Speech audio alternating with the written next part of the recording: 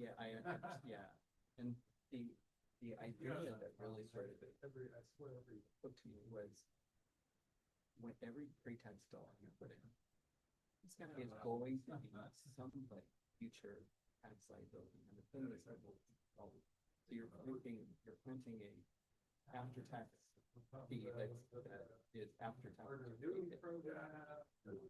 that is not a liability, that's an asset, but a tax, you're also planting a seed there, and it keeps that keeps growing over time. The beneficiary. So somebody Can you hear me? Testing, testing. Can you hear me? Yes, we can hear you. Great. Gonna go back on mute.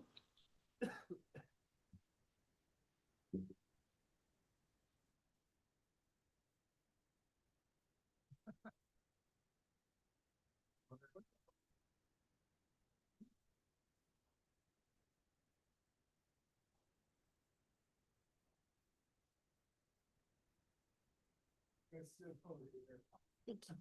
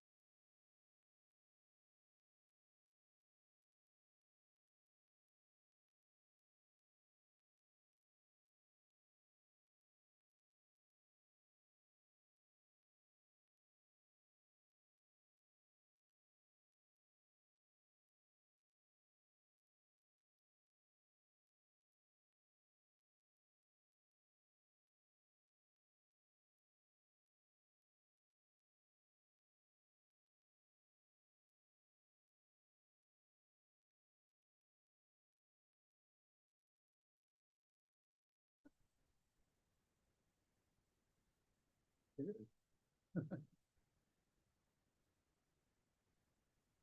Good morning. This is the regular meeting of the Board of Deferred Compensation Administration. Let the record reflect that board members Maudes, Wolfson, Salazar, Benham, Bowie are present and a quorum of the board is established. Board Chair Tom Maudes will be presiding over this meeting. For the record, I am Deferred Compensation Plan Manager Esther Chang, and also present is Legal Counsel Sean Swiger. Thank you, Esther. With that, I'll call the meeting to order at 9:06, and the first order of business is public comments. Any person wishing to make a public comment, press star 9 to request to speak and press star 6 to unmute and speak when prompted. Lily? No comment at the Neil's not on the phone this morning. time. Not today. With that, we'll move on to agenda item number 3, the board report regarding the 2026 board election results.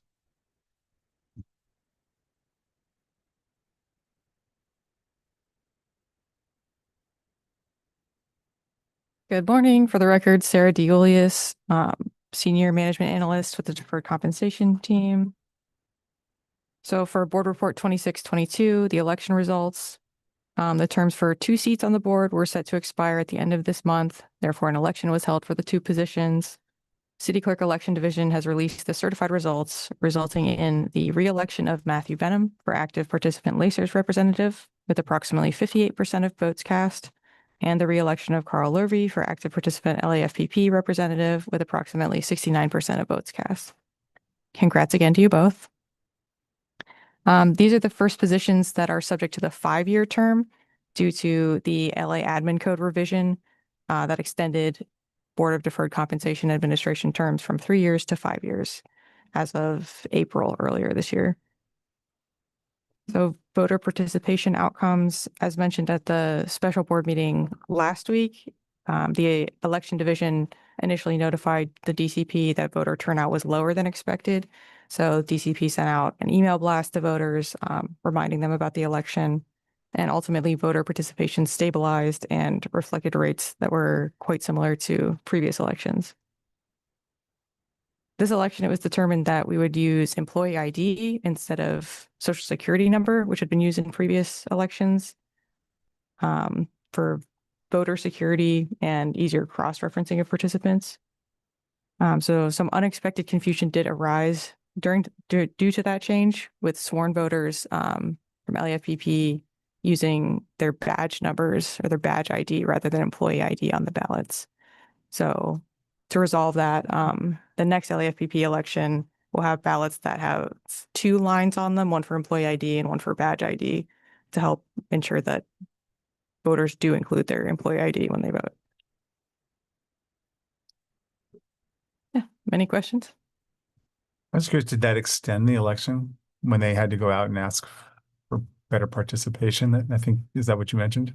Sorry? Didn't you mention there wasn't enough participation, so they reached back out? I was just curious, did that extend the timeline for everything or no? No, it was still the, Oh, it's still within the. yeah, the That's same cool. election date. We just sent out an email blast reminding people, Oh, gotcha. please vote. Nice. Well, congrats to everybody. Yeah, Nice to congrats. keep you met. Now that we have official results, official congratulations. Thank you. With that, I'd be pleased to make a motion that the board receive and file the report from the staff. So moved. All in favor of adoption, say aye. Aye. Aye. Any opposed, say no. On to item number 4, the 2025 DCP annual report.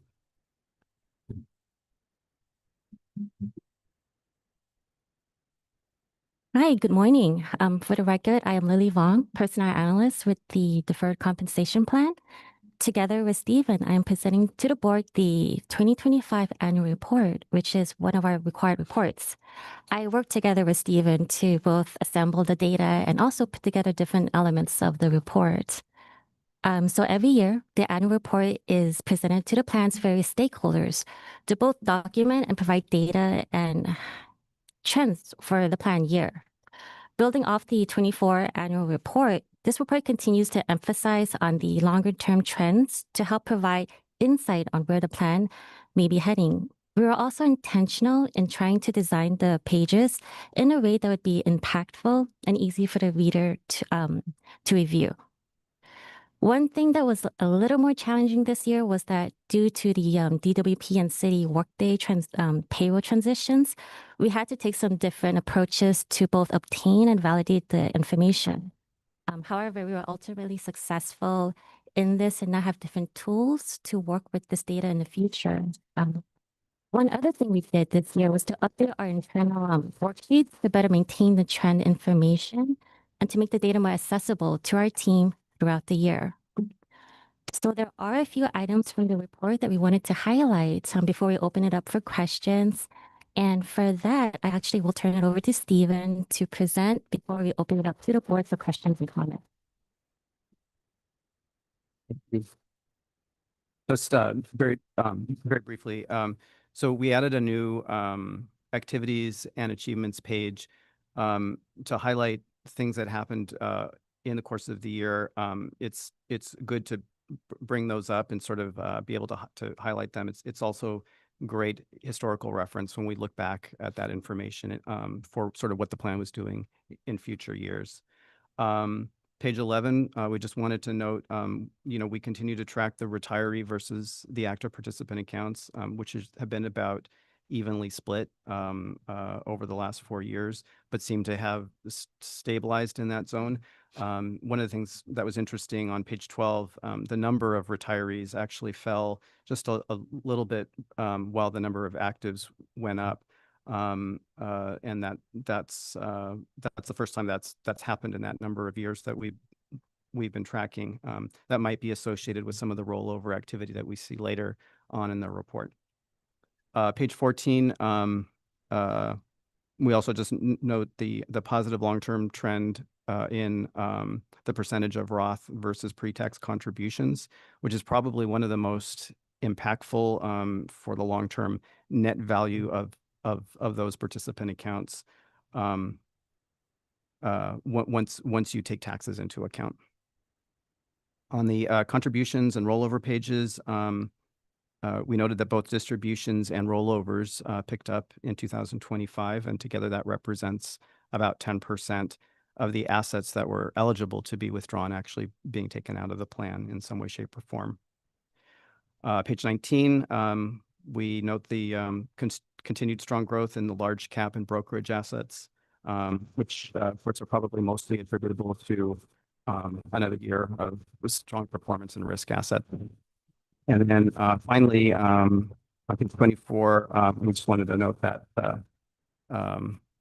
improving trend over 5 years in terms of the lower average investment cost and lower average administrative fee. So with that, happy to take any questions or comments on the report. This is very well done as usual. And I'm wondering what would be the timeline for the 2026 report?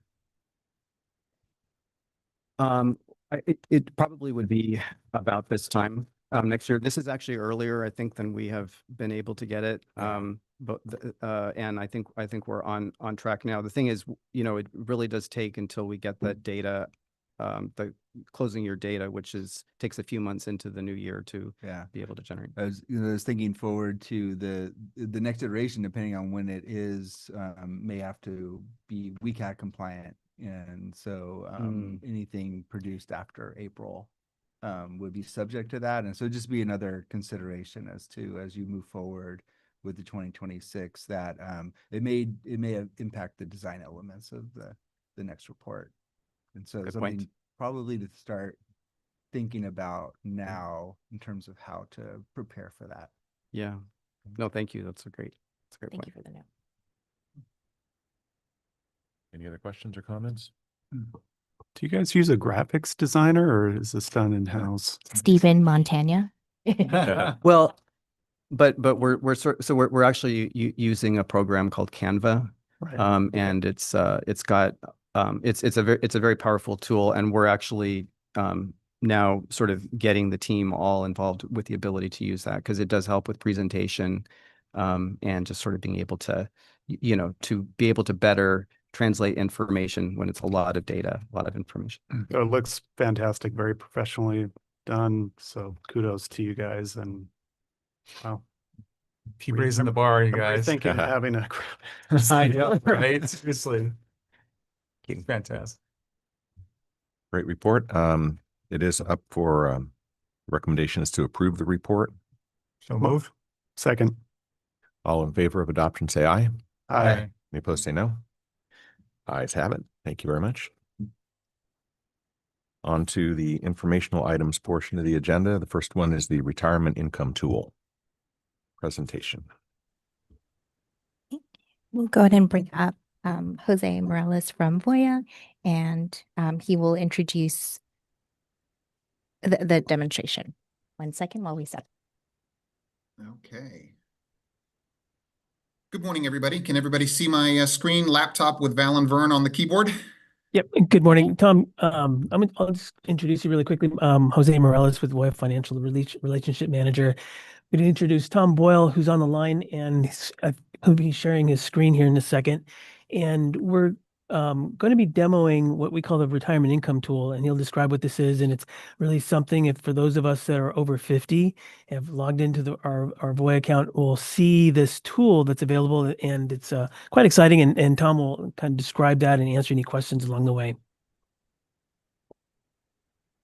Great. Well, thank you, Jose. So my name is Tom Boyle, and I have been with Voya for 25 years. I am a technology consultant, and I'm going to walk us through the new retirement income tool. So when we talk about with retirement with people, they've got some questions, and so Voya wants to have those answers. So our digital experience for your employees allows your employees to be able to quickly see their balance, but then it goes through and it forecasts out for them two things. Our My Orange Money tool is our income gap tool, and it lets the employee see how much money do they need to save for a secure retirement.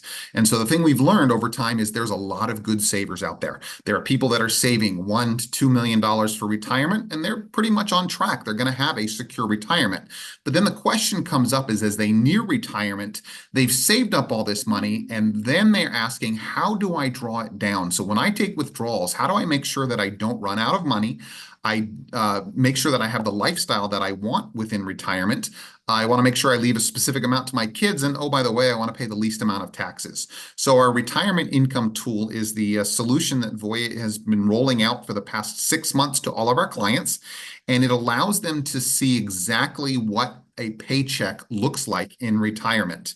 And so when we enter the tool, it's going to ask a few questions about you. It's going to pull in your name, your state of residence, and then your birthday. And then it allows you to bring in information like your spouse, your partner, their salary, what retirement age they want. Then we can talk about our life expectancy. We can talk about Social Security, and then type of investor, whether it's conservative, moderate, aggressive. And then once we learn about that, we create what we call an asset map. This is where we talk about what sources of income do you have for your retirement. So obviously the deferred comp plan is going to automatically load in, but they might have a pension. They can bring that in. They might have an outside IRA, or they might have an investment account that they've got with Vanguard or Fidelity. And then we can start getting in more detail, bringing in other assets like their house, savings accounts, HSA. It's really for their benefit to give them a kind of a holistic picture of what their finances are going to look like. We can bring in liabilities like their mortgage, any other payments they've got, different types of insurance, future income. So this is going to be Social Security. This is going to be pensions for both the participant and maybe their spouse or partner. And then we talk about how much income do they think they're going to need. And so they get to set that. We might be $10,000 a month, $120,000 a year. It's our typical example. And then we can look at expenses. And this gives them a snapshot of what their finances are going to look like. And then we're going to show them how to build a paycheck around those finances. So in this example, we want to retire at age 67. We're going to delay taking Social Security till age 69. So what does that paycheck look like when you turn 67 and start retiring? It's Can I going pause you for just a second there? On the prior page, you talked about bringing in pension information. Do they need to know what their pension information is, or is this going to be specialized to the City of Los Angeles plan so that they can just plug in their years of service and it will know how to take that and extrapolate what their pension is going to look like? We do have tools that will do that, so they can either do that or they can put in if they know what their monthly or yearly benefit will do. They can either have us calculate it, which we have the tools to do that, or they can input it if they already know it.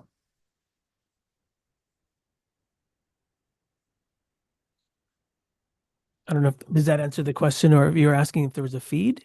I'm wondering how personalized it is to our particular pension plans. And, you know, I know that we'd had calculators in the past up there that understood our pension math for the various plans. And so if they just knew their years of service and how much longer they were thinking of working, what they thought their final income was going to be, it would extrapolate out and tell them what their pension income was going to be. Is that something that's in part of this, or do they really need to know, like go do that offline somewhere and then bring that in? You would do it through, you can either do it through the Voya tool, which is a separate tool from the income tool. So it's not built in within that experience, but you could do it through the My Orange Money tool, which has the calculator built into it, and then just enter that information. Or if you had a printout or a statement from the pension, you could just enter it there as well. So either way, you'd have to, sounds like, bring your own data in, but even more specifically, like we have different tiers of different pensions with different calculations, which we can go into our own systems and calculate the future benefit based on assumptions of when we're going to retire. Does the Voya, the other one that Tom was just referring to, the other tool, know that? Or Yes, it does. It does. does. It has the different tiers, and you put in the years of service, and then it spits out the answer. We've partnered with a company called Still River, that they do all the pension plans for all 50 states and all of the major cities and cities across the country. And so Los Angeles is definitely one of those. Yeah, if I can add, it would just say you need to know, what tier you're in, and in order to derive the data, but it wouldn't be an automatic feed. But yeah, so either one way, as you were mentioning, go out and get that calculation and plug it in, or use a tool that through My Orange Money, knowing your tier, and do that calculation. So, and help with the decision making. So if you plug in your final amount, let's say I do that with mine, but we have future COLAs. So will the system recognize that, or is it going to be static in this new tool once you give it a monthly amount? Did you get that question, Tom? Yep. Yeah. So if the amounts change due to the COLAs, the tool does not update automatically. The calculator would, but then you'd need to just rerun a calculation to then bring it back in once those COLAs are announced. Thanks. Thank you. Yep. Thank you for that question. So it basically gives you a account by account look of how much you're going to be withdrawing. It might even talk about transfers from retirement accounts into taxable investments. Could talk about Roth conversions, so that you may go into retirement. I think I just on the annual report, 7% of accounts are Roth. So that means not a lot of people have Roth assets. Obviously, that gives you the benefit of tax-free earnings and income in retirement. So the tool might suggest that you do some Roth conversions to be able to provide that tax-free income later on in your retirement. And then as you go year by year, it's going to change when Social Security kicks in, for example. If you're eligible for Social Security, it's going to bring that in. It's going to reduce the amount coming out of the other accounts to compensate. It's going to allow you to see a cash flow chart. So you're going to be able to see your account balance is going up while you're still employed, and then you retire, and then you're drawing it down. You want to make sure that you've told it, you want to make sure you leave $250,000 for your kids. So it's going to factor that in. But it basically fills a gap for us where we've got great savers, but the plan did not have a tool to be able to tell them what it's going to look like, what their paycheck is going to look like in retirement. So this does this for us. It also comes here at the bottom, and it talks about some steps that they might be able to take today. And this is personalized to each employee. So it might talk about starting up Roth contributions. So if they don't have that, to be able to do that. So it's going to have a call to action that they're going to be able to factor in today, rather than something that they do in retirement. But it's really we rolled it out in the past 6 months, and we're getting tremendous feedback. We're actually working with the developer, an organization called Savvy, and to be able to make changes and improvements to the tool as we go. So we expect every 6 months or so to be adding new features, new functionality. We want to make it a tool that in many cases, people are leaving the plan and going to outside advisors. And sometimes that costs a lot more. And so we want to provide some resources that might be good for people that are staying in the plan, and still giving them the confidence that what their retirement paycheck is going to look like. And then the confidence that, in fact, they are going to have that retirement that they're really looking forward to and dreaming about. Hey, Tom, sorry, this is really great. I love it. This might be over analytical for me, because probably I'll be the only one who would do this, but I'm just curious. You're probably, I assume, setting the taxes based on today's tax brackets, because no one knows what the future beholds. Correct. If I wanted to make my own personal assumptions on future taxes, is it flexible enough for me to just change it, or that's kind of baked That in? is a future enhancement. Some of the things that we've asked for Savvy right now, it's bringing up your residence as your retirement location. And we're like, employees need to be able to change that. So that's going to be one of the changes. And then there has been talk of tax assumptions. And so, we've got documents that will outline what those assumptions are, but we want to allow that flexibility to be able to do that. So that is on the roadmap for future enhancement. Oh, thanks. Yeah, no, good question. Another question, does it help guide in terms of RMD distributions that are required, or is that not part of it? No, it does. And so for the most part, if you're drawing down your account, unless you've got a staggeringly huge balance, your RMDs are going to be satisfied during the process, but it does factor that in. So if for some reason, you're withdrawing $120,000 a year and that doesn't satisfy your RMD, then it would notify you of that, and then it would give you some options on how do you want to do that. Voya allows you to take those either on the date of your choosing. We can spread it out over time. There's all sorts of different options to be able to do that, but it does factor that in. But for most people, their regular withdrawals are going to cover their RMD, so they don't have to worry about it. Thanks. Is this tool live now in our It is. account, or yeah? It is. So it's for participants when they turn 50. So on the 50th birthday, it actually shows up. If they go to if they're before 50, they're just going to see the My Orange Money tool here. When they turn 50, they then see both tools, the retirement income and the My Orange Money, and they can just flip over and jump into it. I qualify, so there you go. So you should have it. Yeah, I was going to add as well. I mean, there's a number of ways that somebody can go in and help with that decision making, and they can either do it on their own. They can call in to our call center, get assistance to put in the variables needed and help with that decision making, or we can work with one of our retirement plan specialists, Latanya, and her team that can help again tee up and help with that decision making.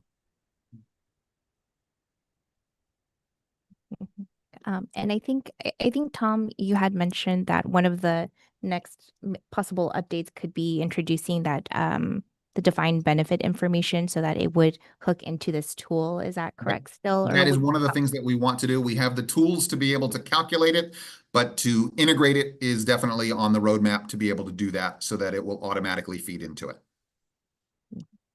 This is a question I'm sorry, I don't mean to ask for you, Joe, but I'm just curious. I'm assuming the 50 is, sorry. I assume the 50 was because most city retirees are eligible at 55 for tier 1. You have some time to plan, but there's some sworn that can retire at 50. So if it only turns on and the sworn goes in, like literally, if they were planning to go at 50, they wouldn't have time to use the tool prior to that. Is that something, or does it not? Sorry, I didn't bring it. I was just curious. There's not that. Yeah, if there's a need for it to turn on earlier, I think that's something that we could certainly look at. I think it was just from an engagement perspective. When Savvy tested the tool and was releasing it to younger, they weren't getting the engagement because those people aren't thinking that far ahead. And so 50 was the answer. That's when people start naturally thinking about, hey, I've saved up this money. How am I going to draw it down? But that's something that we might be able to do differently. I was just curious. Thanks, Tom. Yep. Yeah, we can take a look into that and see if that for this. It's not what constituent base is. Yeah, So it's up to it's Joe if he wants you to do that. I was just curious. Yeah, but it's certainly true that they are eligible at a younger age, so that's something that we can be taking a look at. I think it's a great tool to begin the conversation, especially given with the annual report data too. You see that our demographic is split, the active and retiree split. So I think this is one step towards giving retirees a better tool to actually make their account more actionable for themselves. Because I know that it's a hard equation to solve for anybody, whether at any stage. I myself am looking forward to the additional enhancements that will be made. But I think it's a great at least start for that conversation. But yeah, so this will be a lot of the information is static. So I think in that sense, we can staff can think of maybe communication campaigns to encourage folks to look at it, and maybe that, to Jose's point, to have those conversations with the local counselors one-to-one to have that discussion more frequently as well. Sorry, just one more question. for the assumptions on future income, can you put random things in there? Like we have an additional annuity, for example. So if we Absolutely. calculated what that static amount would be, can we just add some random, if it's not a feed already, into the system? Yes, you can definitely add in all kinds of accounts, annuities, savings accounts, things like that. Absolutely. That's manual stuff. Okay, cool. Yep. Awesome. And like drop rollover money would also, you'd add that manually onto that side as well. Quick question. Is there any way in here to stress test your retirement plan? So add something like an unexpected medical cost at age 71 and see whether you still reach the goal. Is there some way to sort of add free radical stuff that you wouldn't necessarily be able to anticipate just to see whether your plan can stand up to that kind of thing? Yep, not at this point. It's not factoring in expenses at this point. It's, the assumption is that you're going to stay within the budget. But that's certainly something we can look at from a development perspective, because definitely familiar with some other financial planning software that has things like that. They also stress test it for investment, market anomalies, things like that. So. Obviously, there's a lot of information collected here. I was just starting to wonder if this information, does it remain confidential, or does it get used for any sort of outside purpose or marketing or anything like that relative to essentially having people's entire slate of income? Yep. In the same way that like our account aggregator, which is on the our homepage, Voya places all of any outside information behind a firewall, and we do not have access to see that. So it is not used for marketing purposes. It is not used for cross-selling. It is there for the participant, and Voya does not have the ability to access that information. That's why the print guidance button is here. If you wanted to share this with your advisor or someone else, that's basically how you would do that. You can print it off, and that way they can see it that way. But we do not have electronic access to any of the outside account information that's been added to the system. Great. Thank you. Yep. Lots of good questions. Are there any more questions? One last thing. Do you have an image that you can show us of what it looks like when the savings is not going to meet the plan, and what the tool tells you that when you don't have enough to reach what you say you need? Yes. And if there's any advice for somebody in that situation? Yep. So if you can't come up with the amount that you've suggested that you want, the line is basically going to be the amount coming here is the amount that your account can support. There are assumptions that you could change. For example, if you're obviously the investment assumptions, if you were on the conservative side and you wanted to change it to the moderate side, then obviously that's going to change the analysis. Also, the estate amount, it defaults to 3 times your annual income. So it's, in this case, $120,000. It's going to focus in and make sure that you have $360,000 at the end when you pass, to be able to pass on to your heirs. You can change that. So that's another assumption lever that you can pull to be able to change that. But if it doesn't, then it comes in the guidance of what you do today. It's going to let you know that you've got a shortfall, and you may want to consider increasing your contribution to the deferred comp or looking at your investments. There's a couple different messages that will be able to pop up to be able to show them that they're not on track. Or tell you to keep working. Impressive looking tool. So thank you for the presentation. Great. Thank you very much. We'll keep Voya at the table as we move on to agenda item number 6, which is the Plan Administrator Quarterly Review for March 31st, 2026.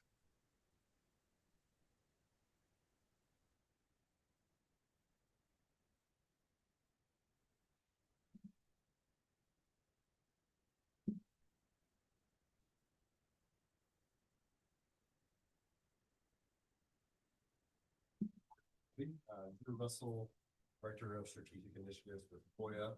I'm going to kick things off by recapping our Q1 communication projects, and then hand it over to Tanya for an update on the counselors. So looking at what would this be? It looks like slide number 4 of the service review.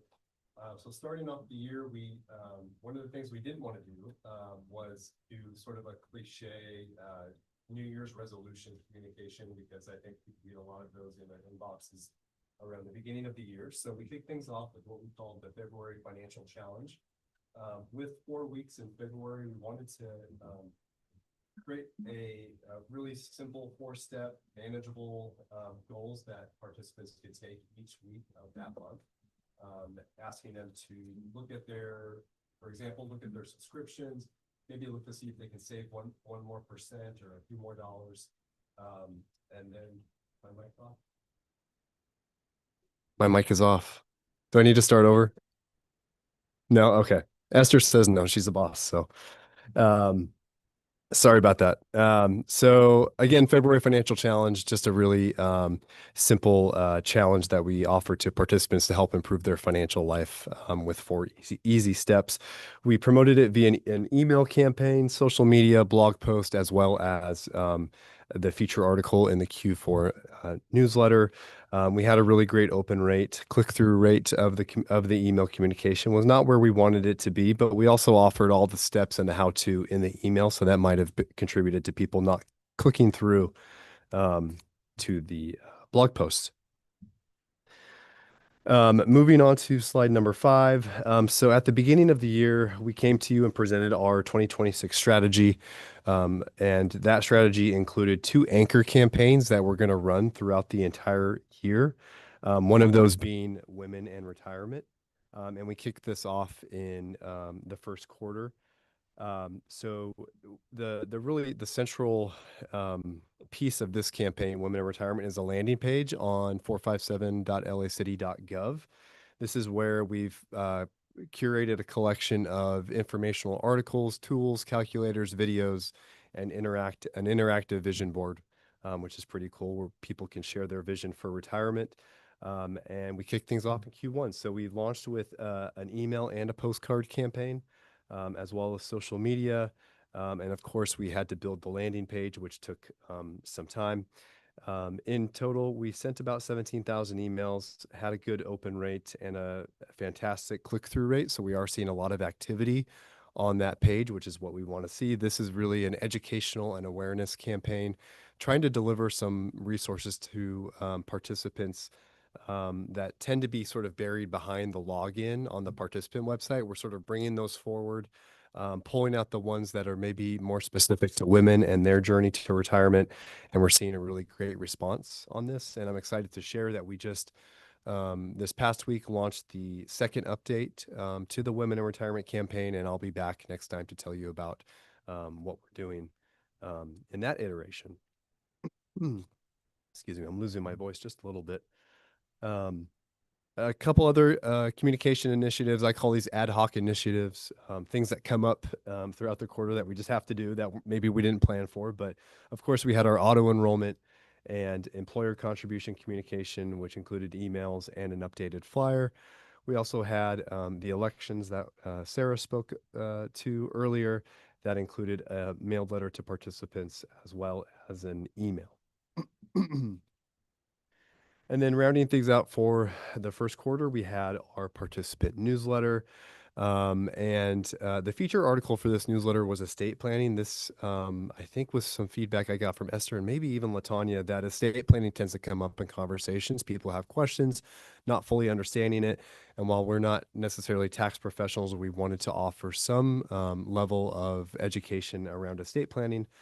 So in addition to this being the feature article in the Q1 newsletter, we actually had recently had a Money Matter, or Tanya led a Money Matter session on this same topic. So I think, we're trying to be responsive to that feedback that we're getting. And I think that showed up in the first quarter with the newsletter as well as the Money Matters. We also had a blurb in there for the Women in Retirement campaign launch. The other anchor campaign being Your Money Made Easy, which is sort of that financial wellness 101 campaign, anchor campaign. We had a blurb to promote that, and I'll be back next time to talk about that specific campaign. We also had a blurb on the elections, and then of course every quarter we have a cybersecurity topic, and we talked about staying safe when using public computers. And that was communications for the first quarter. Any questions for me? Okay. Thank you. I'll hand things over to Latanya Harris. Thank you, Drew. Good morning, everyone. Can you hear me? Oh, that's better. Slide number 9, employee engagement. One of the things I'd like to highlight is that we conducted a Money Matters on women and retirement. Carol and I were the ladies on the team that conducted that, and we did get a lot of good feedback and responses on that. A lot of interest. So I just wanted to call that out. So in the first quarter, we had some new meetings. We did go to city planning.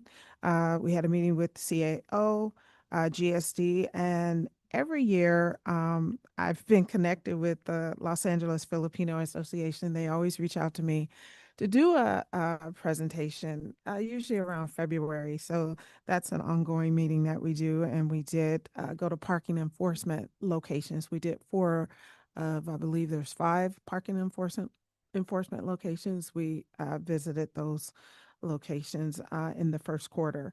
So our meeting attendees, we had 1,427. Our call totals went up as a result of some of the activity that happened with some of the campaigns. The people had questions about their beneficiaries. They wanted to update it in light of that. And then we had a lot of questions regarding the women. More women contacted us. So our call volume went up as a result. We had 2,167 calls. We saw the same amount of people at the counter, which wasn't unusual. We had 165 appointments and 1,994 emails. Whenever a campaign goes out, our email volume goes up, our phone call volume goes up. So we always feel the effects of that, which are, which is great for us to continually engage with everyone. And then we had a total participant interaction, which was much higher in the first quarter, of 6,008 people. We had 47 meetings, and that included in-person and virtual.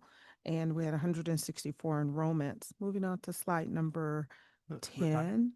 Yes, any questions? Is the enrollments number, those are related to the participant interactions specifically, or is that total enrollments across? Well, for us, that's Yeah. what we track as reps.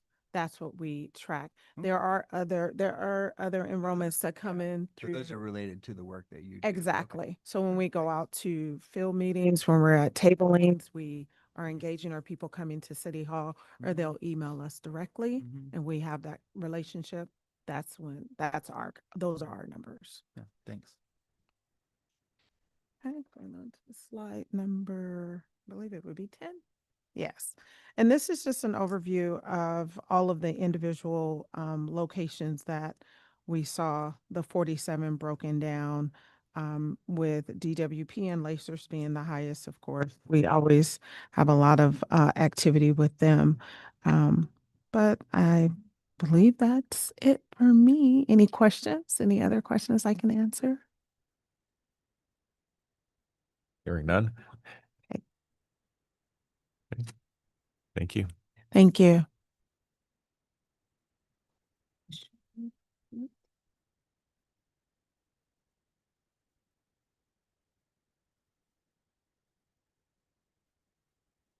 Hello again, Jose Morales, of Boy Financial, and I'll go through the plan demographics and round out the conversation. And we'll go to Lilith, I believe it's probably slide 65. Yes, thank you. Much of this is going to echo Stephen's report, the annual report that we saw earlier, but I want to start out with just the summary of the plan, basically to say that the plan remains fundamentally very strong. Over 57,000 plan participants. I'm sorry, that's page 13 of the booklet.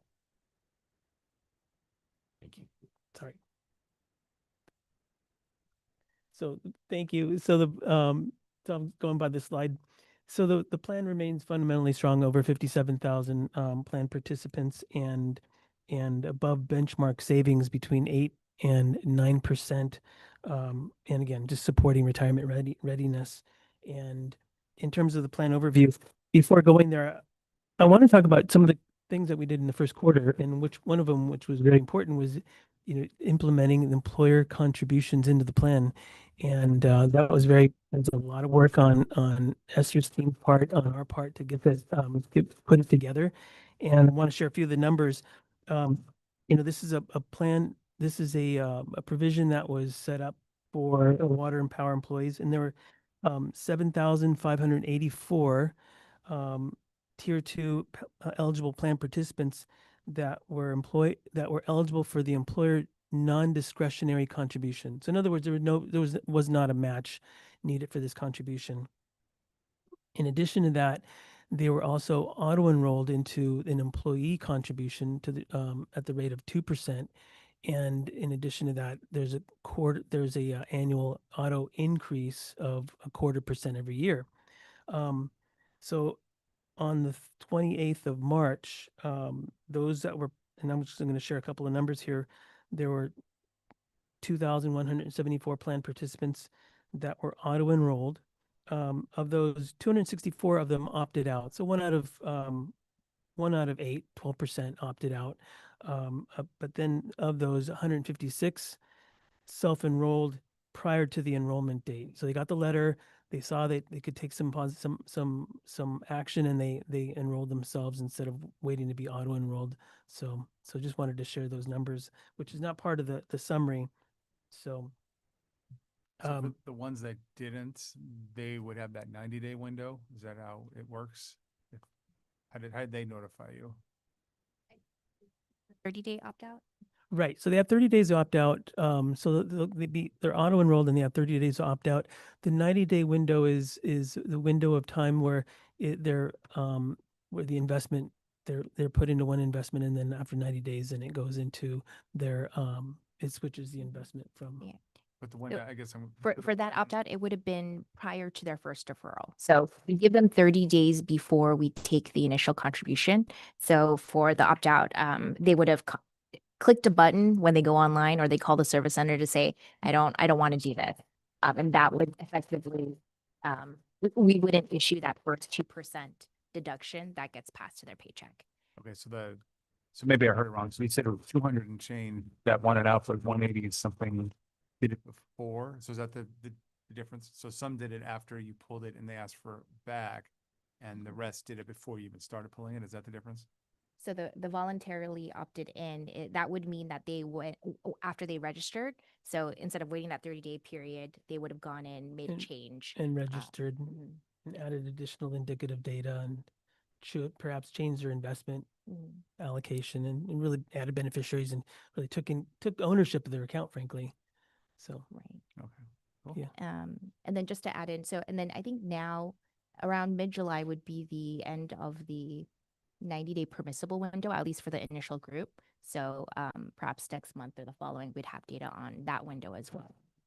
Did we get any more clarification? I know we talked about this at the special meeting, but it's relative to this item, about how we're going to deal with the gap with the IBW and bargaining unit negotiations, where we had to start that whole confusion. It's only been a week, so. Oh, you mean what happens after the term? How we're going to manage it operationally, how it's going to potentially confuse employees. Yeah, no, we're still setting up the discussion. You didn't figure it all out in a week, Esther? I'm sorry, I'll try better. No. Wow. No, but yeah. So I mean, once we have a clearer understanding, hopefully by the next time we'll meet, we'll have a better idea of that. Okay, thank you. Thanks. Very good. Any other questions? Well, we'll stay on this slide. On the right-hand side, you'll see the total plan assets.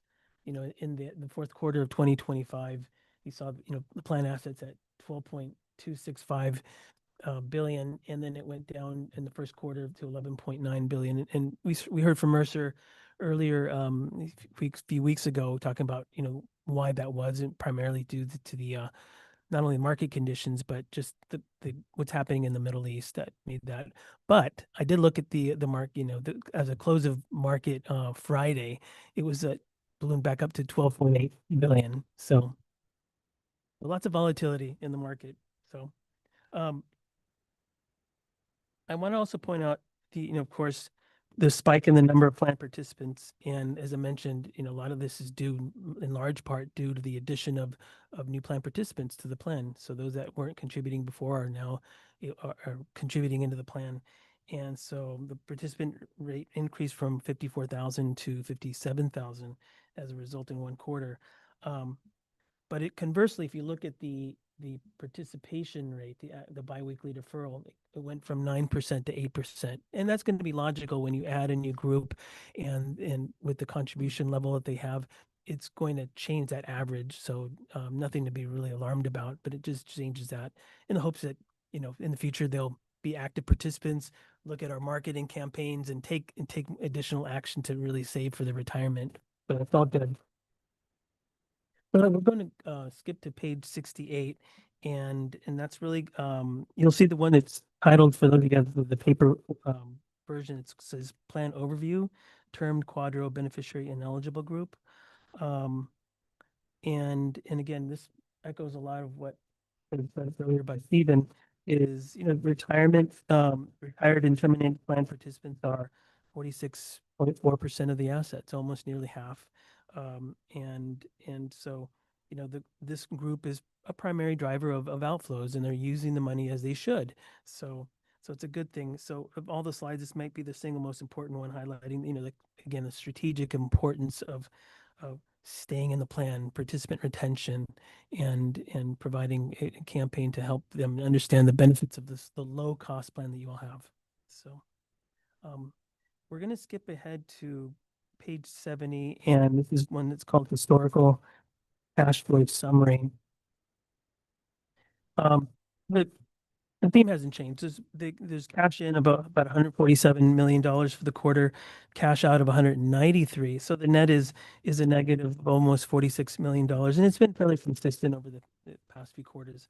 And again, when you have an older population, those that are using their retirement as they should, the primary driver of this are distributions and rollovers. Distributions are at 89 million, and rollovers are at 63 million. So I did a comparison just to look at where we stood today versus where this plan was in this second quarter of last year. And while there's more plan participants today with 20 years of service that have $500,000 balance or more. In fact, there's nearly 500. So it's a good thing. We're adding more individuals who have more money to work with in their retirement. So it's a good thing. And it's nearly the same for those that have 20 years of more experience who have balances between 100,000 and 200,000. So again, there's at risk, but there's more of those than there were a year ago who have higher account balances as a result. So any questions so far? So I'm gonna pivot to investments, and that's on the next page. It's called Balances by Investment. Thank you, Lilith. This doesn't change, but the DCP large cap fund is approximately 32% of the balance. Is, of course, is the white label fund, and the Vanguard Institutional Index Fund is what's under the hood for this plan. And this percentage, this 32% percentage, is in line with other plans that I've worked with as well. Other governmental plans ranges between 27 and 35% for this, and it's primarily a large blend, which is kind of mimicking the S&P 500 in many ways. The Schwab brokerage comes in second at 21% of the plan assets, and as Stephen mentioned earlier, this is sort of stabilized. It hasn't really changed in the last few quarters, and the stable value is at 9% of the plan assets. And these are this is probably a dumb question, but these are aggregations of people that selected that, as well as people that are in the risk-based portfolios that have it. That makes sense. So large cap, you can select large cap by itself, and you can also get it through our risk-based portfolios. So that 3.8 is inclusive of all that, right? Correct. Yeah, Yes. so I thought. Yeah. Making sure. Thank you. I did run some numbers, and it's not part of the presentation because we had an annual presentation with Schwab yesterday, and looking at the numbers, and so today, as a percentage of plan assets, the Schwab self-directed brokerage is 20, almost 21% of the plan assets. In December of 2017, it was almost 8%. So it's changed quite a bit. But again, I see it as a good thing. You have plan participants who are exercising these options and utilizing, perhaps using an outside advisor as an RIA that clears through Schwab in order to help individuals with their retirement plan. So we're going to skip ahead to, this is going to be page 76. And this one is called Participant Outcomes in-Service Withdrawals by Quarter. Page 23 of the booklet. Page 23, thank you. I want to talk also about, there's been a rising number of unforeseen emergency withdrawals. If you look at the graphic and you'll see the red line, you'll see it really going up since the first quarter of 2025. And as we all remember, what we had in January of 2025, we had the fires in both Altadena and the Palisades, and that option was made available in the spring of in May specifically of 2025 in order to allow for this. And we've been working with staff, and I really want to thank Sarah for this as well, because she's been, just making sure that we are looking at the options of having perhaps a tiered approach to these types of withdrawals. There's a handful, probably more than a handful, of individuals who have taken extraordinarily larger amounts. And there's a discussion now, and we're looking at the feasibility of doing a tiered approach where you have a certain level of withdrawal up to a certain point being without any documents and additional documents necessary, and then anything above that requiring a review. So there's more discussion about the mechanics of that, and then internally we'll have a discussion about it and how that works, because I think we have other plan sponsors within the Voya's book of business, the governmental plan sponsors, that are interested in this kind of a solution as well. And are there internal revenue code provisions that have to be considered in that, or is it really just, I would like some money, I have some on account, and here it is? Well, the only thing that impacts the internal revenue code is really, what the money can be used for. So there's basically 6 different options that can be used for, but funeral expenses, illness or accident, impact, or impact of casualty of a disaster, which we had in 2025, prevention of eviction, foreclosure, and repair of principal residence and unreimbursed medical expenses. So they have to fall within that. But right now, we take it at the word of the participant that that's what they're doing, but it's up to them in the IRS to, if they get audited, to justify that withdrawal, regardless of the amount. But again, this discussion of having a certain, putting a governor on a limit on the amount, and anything above that, not limiting the amount, but really just having a review to make sure that the amount is deemed is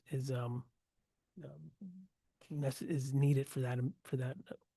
Yeah. And to clarify, we're looking at the portion where it's so previously it was that you had to submit documentation to basically justify your hardship withdrawal, whereas with the Secure 2.0 legislation, it allowed self-certification of that. So that's a provision that we implemented subsequent to the fires, and that's something that with the next Plan of Governance and Administrative Issues Committee will be bringing back, just to take a look at the usage of that since then, to consider whether or not there should be additional guardrails on the usage.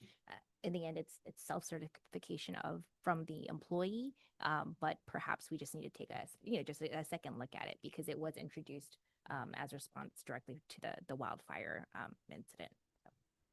Yeah, and as mentioned, we've had other governmental plan sponsors, state of Michigan and others that are, looking at implementing something similar, maybe not at the same levels, but something similar in order to provide some controls as well, to make sure that these are used as they should be for the intended purpose. Thank you. And we'll go to the next slide, which is participant outcomes and rollovers, and this will be really my last slide. But rollover activity equated to about 0.6% of total plan assets. I don't remember the number we saw in the annual report that you presented earlier, but it's pretty consistent.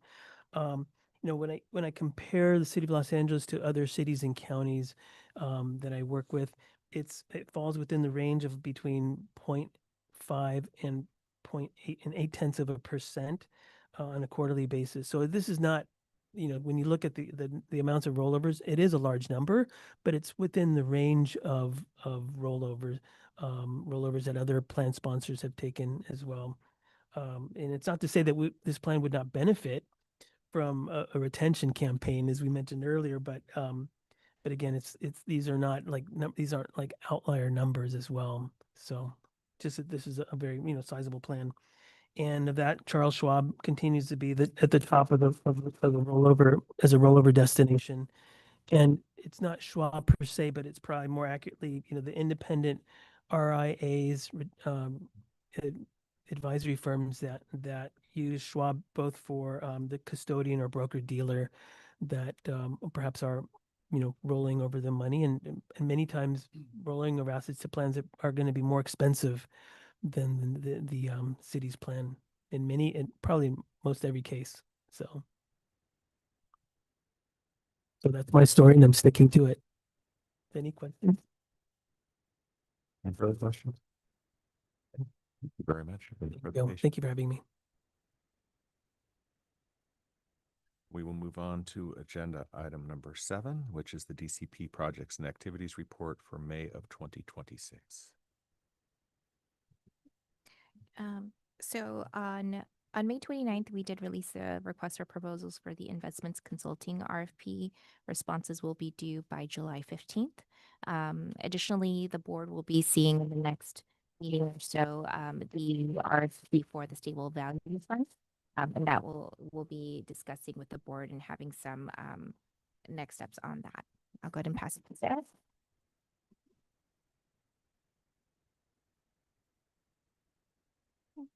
For self-directed brokerage minimum balance notices.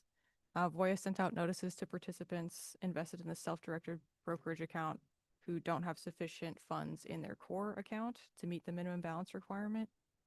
The initial notice was sent on June 9th to 567 participants, requesting that they move funds to meet the minimum balance within 60 days. Voya will be sending a 30-day reminder letter, and if participants have not met the minimum requirement balance within 60 days, then adequate funds will be liquidated and transferred to the participant's core account to bring the accounts into compliance.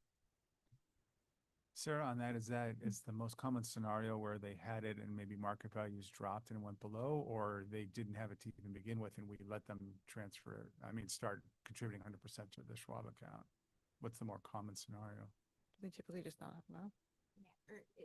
It's a combination. So it could be that it does fall below the balance, but we do have a population that does 100% to Schwab. So that is something that we'll be, taking a look at, especially with the higher usage in the Schwab window. But it's just a reminder for them to make sure that they have that core minimum. Okay, but we don't have any systematic. So when they're first starting out and they're just getting to that 2,500, we don't have a way to block them from the full until they reach the 25. So there are restrictions in Voya's system so you're not able to transfer funds back and forth. But if it's a direct contribution, then that's the hiccup. Okay. So it's a little bit of I don't want to say a loophole, but a way that they can contribute directly. So I think that is going to be, it is on the list of things to look at. But I think generally it would be more so that population, but also just over time as folks are utilizing the account. Thanks.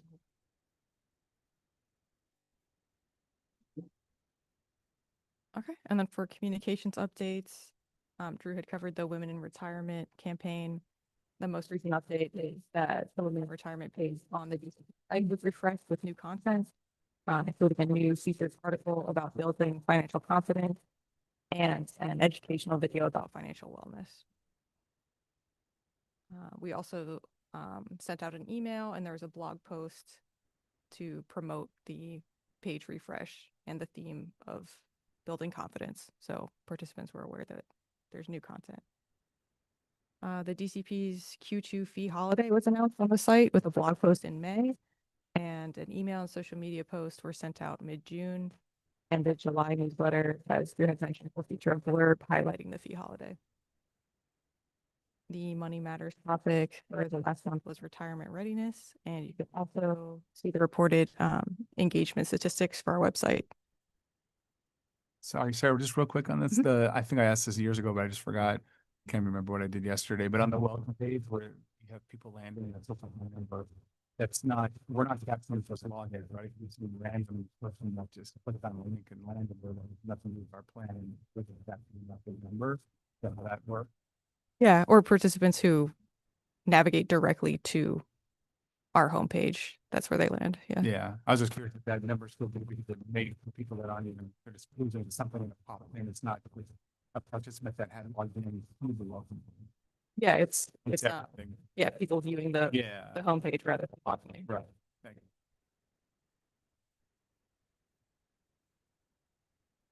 you. And just a quick update on staffing. So I am happy to announce that we did make a conditional job offer to fill the senior benefits analyst 2 position. Eric Land will be coming back. Yeah, so he'll be starting June 29th. We're very happy, and it's I'm very excited. Yeah. Bittersweet for us. Sorry, Jeremy. But we are happy to have him back. Yes. So we'll be fully staffed for, I don't know that I have ever said that. So I'm happy to see where that leads us going forward. Additionally, just committee meetings. The Plan Governance and Administrative Issues Committee has been scheduled for July 29th. And then we do also have an availability call for the Ad Hoc Service Provider Contracting Committee. Hopefully we can find a date for that this week. I recognize that it's summer and everybody has, vacation plans possibly, so a little bit more challenging. Otherwise, we will have additional items coming related to, as I mentioned before, the stable value RFP, an update on the enterprise risk management options.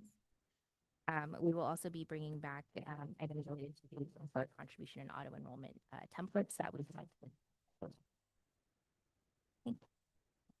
Is the plan to wait on the investment committee until we get through the contract committee first? Is that the thought?